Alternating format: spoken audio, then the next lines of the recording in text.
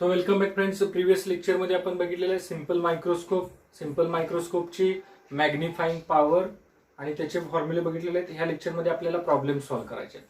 त्याच्या अगोदर सिंपल मायक्रोस्कोपची जी काही फॉर्म्युले तुम्हाला माहिती आहेत एकदा रिवाइज करूया. काय तरी सिंपल मायक्रोस्कोपचं एकदा समराइज करा, मला सांगा. किती कॉन्व्हेक्स लेन्स वापरतात? 1 कॉन्व्हेक्स लेन्स, बरोबर. त्याच्यानंतर सिंपल मायक्रोस्कोप मध्ये जी कॉन्व्हेक्स लेन्स वापरतो आपण, ऑब्जेक्ट कुठे ठेवतो सांगा? बिटवीन फोकस आणि ऑप्टिकल सेंटरच्या मध्ये ठेवत असतो, बरोबर. इमेज कसली फॉर्म होते सांगा? Virtual as well as erect image form होते. कसली? Virtual and erect image form होत असते, बरोबर. मॅग्निफाईंग पॉवरचा काय फॉर्म्युला सांगा? Magnifying power of simple microscope is equal to काय? Basic formula D upon you. Okay, काय सांगा? डी अपॉन यू, बरोबर. त्याच्यानंतर मॅग्निफाईंग पॉवरचा दुसरा एक फॉर्म्युला सांगा काय? Magnifying power of simple microscope D upon EF, बरोबर. हा फॉर्म्युला कधी वापरणार? when image is formed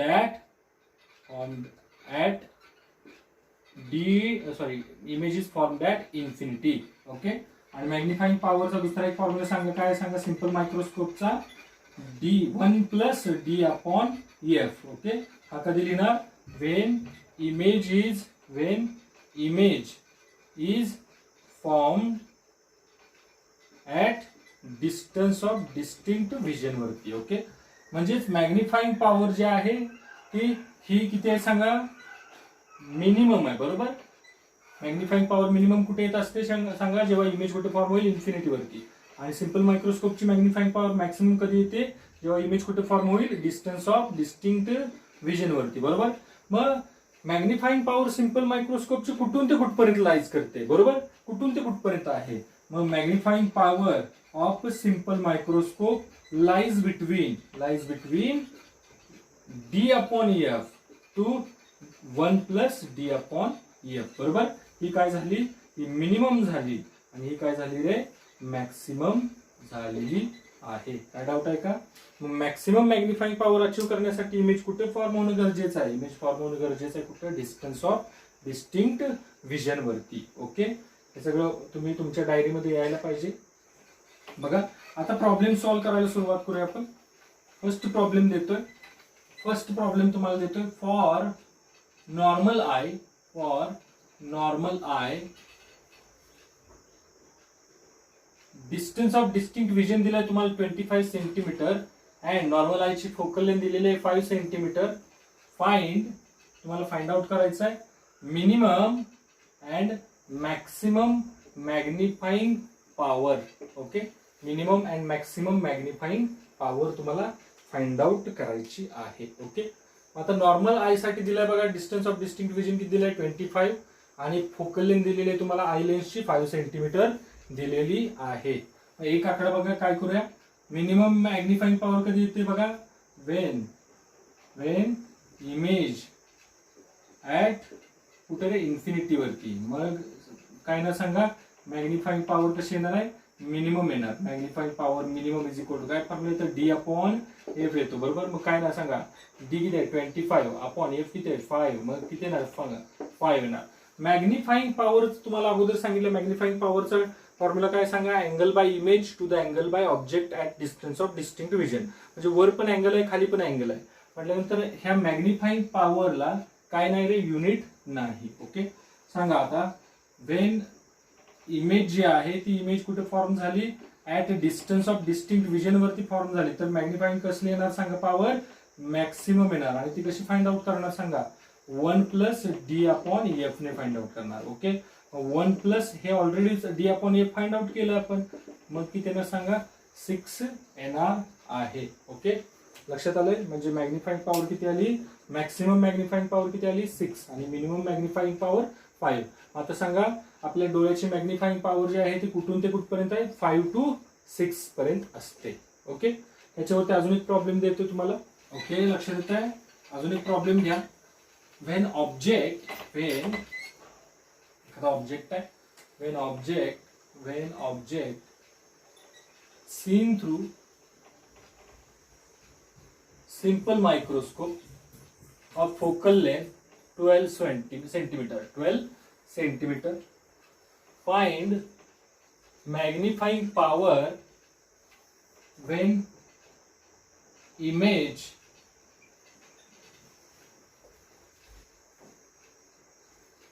when image is formed at 25 centimetre 25 centimetre. Okay, काय डाऊट आहे का बघा. हा, आता इथे तुम्हाला maximum magnifying power find out करायची आहे का minimum magnifying power find out करायची, मॅग्निफाइंग पॉवर फाइंड आउट करायची आहे का मिनिमम करायचे, हे काही सांगितलेलं नाही बघा. परंतु सांगितलं ऑब्जेक्ट इमेज जी आहे ती इमेज कुठे फॉर्म झालेली आहे 25 सेंटीमीटरवर. आणि 25 सेंटीमीटर ह्यालाच आपण काय म्हणतो, डिस्टन्स ऑफ डिस्टिंक्ट विजन म्हणत असतो, बरोबर. ऍज इमेज कुठे फॉर्म झालेली, is formed at distance of distinct vision. Okay, therefore magnifying पॉवरचा फॉर्म्युला कुठला येणार, मॅक्सिमम वाला का मिनिमम वाला. डिस्टन्स ऑफ डिस्टिंक्ट विजन वरती फॉर्म झाल्यावर मॅग्निफाइंग पॉवर कशी असते, मॅक्सिमम येते. ओके, सिंपल मायक्रोस्कोपची काय ते 1 प्लस डी अपॉन एफ येत असते. मग 1 प्लस डी किती आहे बोल बाळा, डी आहे 25. ओके, अपॉन फोकल लेंथ किती दिलेले सांगा, 12 दिलेले. समजतंय, मग किती समजतंय, 1 प्लस 25 अपॉन 12. मग 1 प्लस 25 अपॉन 12 किती येणार सांगा, 2.08 येते का बघा, 2.08. मग राहणार किती, 1 plus 2.08, 3.08 is the magnifying power of simple microscope Wien image is formed at 25 centimetre. लक्षात येते का सगळ्यांना, 3.08.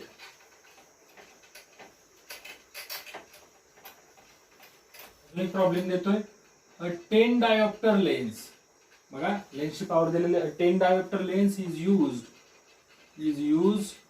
टू मॅग्निफाय द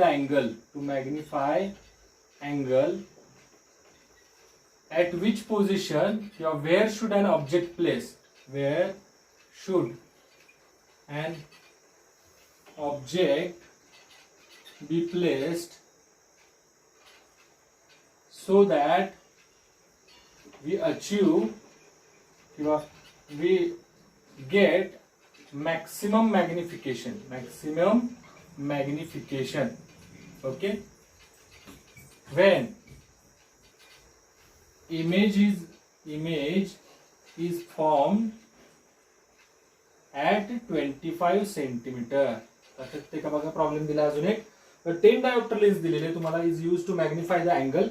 ओके, एकच लेन्स आहे बरोबर. म्हटल्यानंतर फॉर्म्युला कुठला वापरणार, आता इथे तुम्हाला सांगितलेलं नाही की सिंपल मायक्रोस्कोप आहे.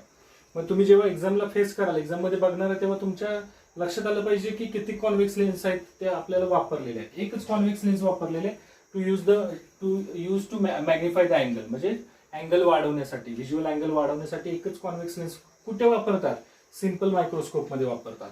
मग ऑब्जेक्ट कुठे ठेवला पाहिजे विचारलं, where should an object be placed so that magnification किती मिळेल, मॅक्सिमम मिळेल. मॅक्सिमम हा शब्द महत्वाचा आहे. मॅक्सिमम केव्हा मिळतं, फॉर मॅक्सिमम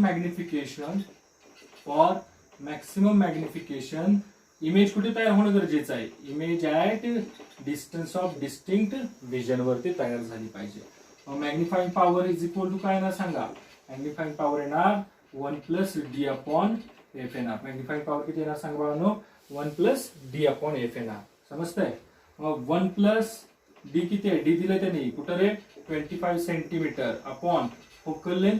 अरे फोकल लेंथ दिलीच नाही, परंतु काय दिलेली आहे, पॉवर दिलेली आहे. ओके, मग आता मॅग्निफाइंग पॉवर काढण्यासाठी तुम्हाला अगोदर विचारलेलं नाही तर मॅग्निफाइंग पॉवर फाइंड आउट करा, त्यांनी फक्त विचारलं ऑब्जेक्टचं डिस्टन्स फाइंड आउट करा. तरी सुद्धा आपण मॅग्निफाइंग पॉवर फाइंड आउट करूया, काय हरकत नाही. आता कसं फाइंड आउट करणार, फोकल लेंथ दिलेली नाही, अगोदर फोकल लेंथ फाइंड आउट करूया. एफ इज इक्वल टू काय ते सांगा, पॉवरचा फॉर्म्युला काय, power is equal to 100 upon F, जो कशामध्ये पाहिजे बाळा, सेंटीमीटर मध्ये पाहिजे. एफ तुला सेंटीमीटर मध्ये काढण्यासाठी काय करणार, 100 अपॉन पी करणार. 100 अपॉन पॉवर किती दिलेली आहे, 10. मग किती येणार, 10 सेंटीमीटर. फोकल लेंथ मिळाली 10 सेंटीमीटर, उचलली इथे टाकली. मग काय सांगा, 1 प्लस 25 अपॉन 10. मग किती येणार, 1 प्लस हे 2.5, मग किती येणार सांग बाळा, 3.5 मॅग्निफाइंग पॉवर आलेली आहे. काय डाऊट आहे का, ही कसली आहे, मॅक्सिमम आहे, ही मॅक्सिमम मॅग्निफाइंग पॉवर. ओके, आता काय फाइंड आउट करायचं आहे, आता आपल्याला फाइंड आउट करायचं आहे यू फाइंड आउट करायचं. आपल्याकडे दोन मेथड आहेत, एक 1 upon V minus 1 upon U is equal to 1 upon F. ह्या फॉर्म्युल्यामध्ये तुम्ही व्हॅल्यू टाका. व्ही ची व्हॅल्यू आहे आपल्याकडे 25. फक्त प्रॉपर साइन कन्व्हेन्शन वापरायचे आहेत, कारण इमेज कसली फॉर्म होते, सिंपल मायक्रोस्कोप कडून व्हर्च्युअल इमेज फॉर्म होते. ओके, त्याच्यानंतर यू आपल्याला फाइंड आउट करायचं आहे. फोकल लेंथ आपल्याला माहिती आहे, फोकल लेंथ किती झाली, 10. दुसरा एक फॉर्म्युला मॅग्निफाइंग पॉवरचा सांगा कोणता, व्ही अपॉन यू. आठवतंय का बघा, V upon you, image distance upon object distance. Okay, मग आता व्ही ची व्हॅल्यू टाकली, यू कसा काढणार सांगा, U is equal to V upon magnifying power. Okay, मग सांगा व्ही ची व्हॅल्यू किती आहे, व्ही 25. ओके, आणि मॅग्निफाइंग पॉवर किती आहे सांगा, 3.5. 3.5 ही जर डिव्हिजन केली तुम्ही 25 अपॉन 3.5 किती येणार सांगा, 7.14 सेंटीमीटर. 7.14 सेंटीमीटर. समजते सगळ्यांना बघा. पहिली स्टेप आहे मायक्रोस्कोप कोणता आयडेंटिफाय करा. दुसरी स्टेप आहे दिलंय काय बघा. तिसरी स्टेप आहे काय शोधायचं आहे बघा.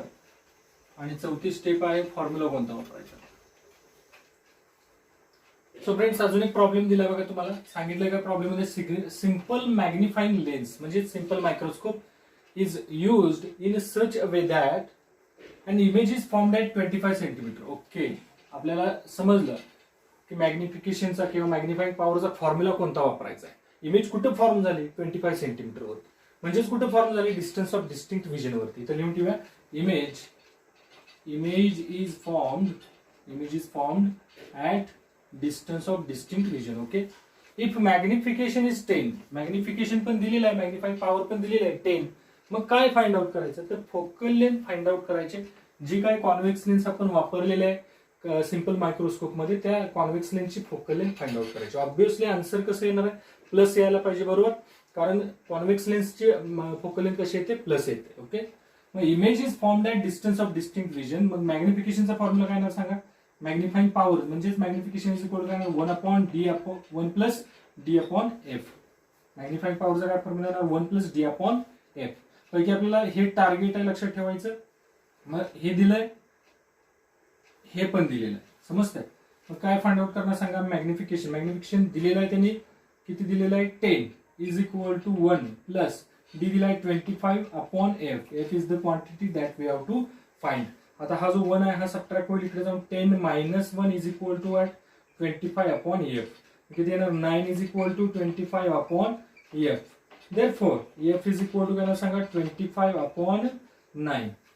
मग 25 अपॉन 9 किती येणार सांगा, अप्रॉक्सिमेटली 2.7 येणार, 2.7 सेंटीमीटर. ओके, ही काय येणार आहे सांगा, फोकल लेंथ येणार आहे. कुणाची, कॉन्व्हेक्स लेन्सची. कुठल्या कॉन्व्हेक्स लेन्सची, जी सिंपल मायक्रोस्कोप मध्ये वापरलेली आहे, की जेणेकरून मॅग्निफिकेशन कसलं मिळेल, 10 मिळणार आहे. काय डाऊट आहे का बघा.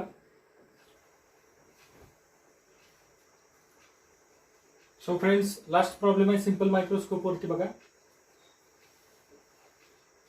काय सांगितलं बघा, a small object is placed at a distance of 3.6 centimetre from a magnifier of focal length दिलेले आहे 4 सेंटीमीटर.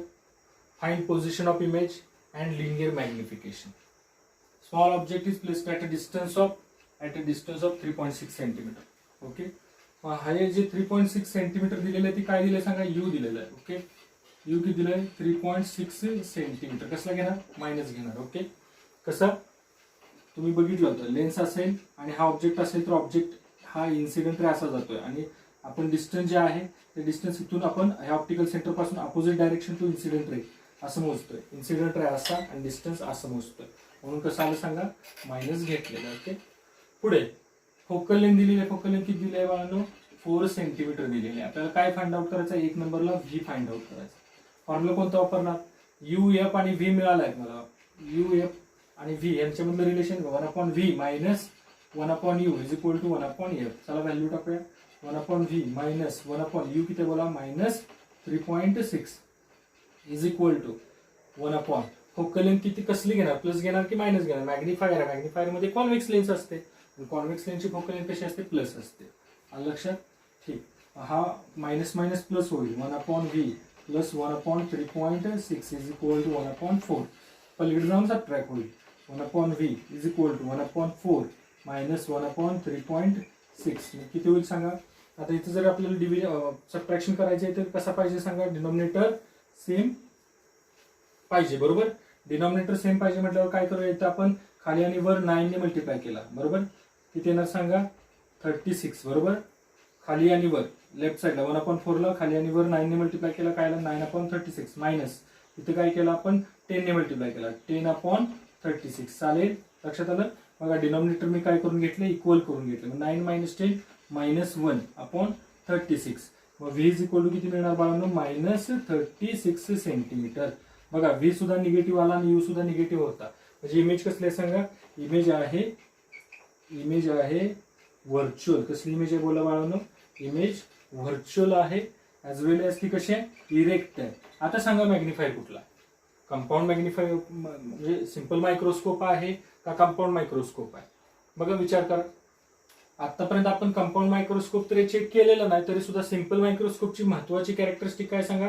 इमेज कसली फॉर्म होते? व्हर्च्युअल आणि इरेक्ट फॉर्म होत असते. त्याचे ऑब्जेक्ट कुठे असेल?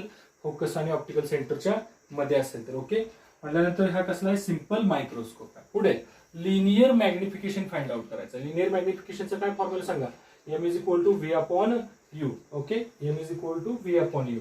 मग एम ची व्हॅल्यू दिली का बघा? मॅग्निफिकेशनची व्हॅल्यू दिलेली नाही, आपल्याला फाइंड आउटच करायचे. व्ही दिलाय का बघा? व्ही दिलाय आपण कॅल्क्युलेट केलाय किती? -36 अपॉन यू किती दिलाय? -3.6. ओके मायनस मायनस छमछमाछम झाले. मग 36 अपॉन 3.6 हे देणार 10. त्याला युनिट आहे का? युनिट नाही. ओके ह्या पद्धतीचे प्रॉब्लेम्स मित्रांनो राहणार बघा सिंपल मायक्रोस्कोपच्या मध्ये. आता तुम्हाला सिंपल मायक्रोस्कोपचा यूज समजला असेल. काय रे? अँगल मॅग्निफायर आहे. हा काय? अँगल मॅग्निफायर आहे. म्हणजेच जो अँगल ऑब्जेक्टने आपल्या डोळ्याच्या इथे बनवलाय, व्हिज्युअल अँगल बनवलाय, हा मॅग्निफाय करण्यासाठी आपण वापरतो. म्हणजेच ऑटोमॅटिक अँगल जर मॅग्निफाय करू शकलो आपण, तर तो जो ऑब्जेक्ट आहे तो ऑब्जेक्ट आपण अजून मोठा करून काय करू शकतो? बघू शकतो. ओके परंतु ह्या सिंपल मायक्रोस्कोपच्या साहाय्याने मोठं होतंय, मला मोठं दिसतंय, परंतु ह्या मोठ्यामध्ये जेवढी मोठी इमेज झालेली आहे ती मला सॅटिस्फाईड करू शकत नाही. म्हणजेच मी सॅटिस्फाय नाही एवढे अजून मला मोठं करून बघायचं आहे. लक्षात येत आहे? म्हणजे ह्या सिंपल मायक्रोस्कोपने जेवढं मला मोठं करून दाखवलंय त्याच्यात मी सॅटिस्फाईड नाही, मला अजून मोठं बघायचं आहे. बरोबर. मग आता दुसरा मायक्रोस्कोप कोणता आहे? तर कंपाऊंड मायक्रोस्कोप. मग कंपाऊंड मायक्रोस्कोप मध्ये किती लेन्स असणार आहेत? आपण बघितले 2 कॉन्व्हेक्स लेन्स असणार आहेत. सिंपल मायक्रोस्कोप मध्ये किती कॉन्व्हेक्स लेन्स होत्या? 1 होत्या. तो सुद्धा मोठं करून दाखवत होता. कंपाऊंड मायक्रोस्कोप सुद्धा मोठं करून दाखवणार आहे. बरोबर मॅग्निफाय करून दाखवणार आहे. मग विचार करून सांगा, एक कॉन्व्हेक्स लेन्सची ताकद किती असेल मॅग्निफिकेशनची आणि 2 कॉन्व्हेक्स लेन्सचं कॉम्बिनेशन आहे त्याच्यात किती ताकद असेल? म्हणजे कंपाऊंड मायक्रोस्कोपची जी मॅग्निफाईंग पॉवर आहे ऑब्व्हियसली सिंपल मायक्रोस्कोप पेक्षा कशी असणार आहे? जास्त असणार आहे. म्हणजे हाच पेन आहे, हा पेन समजा आपल्याला सिंपल मायक्रोस्कोप थोडा मोठा करून दाखवतोय, तर त्याच्या कितीतरी पटीने कंपाऊंड मायक्रोस्कोप मोठा करून दाखवणार आहे. समजतंय? हे आपण नेक्स्ट लेक्चर मध्ये बघणार आहोत डिटेलमध्ये कंपाऊंड मायक्रोस्कोप. थँक्यू.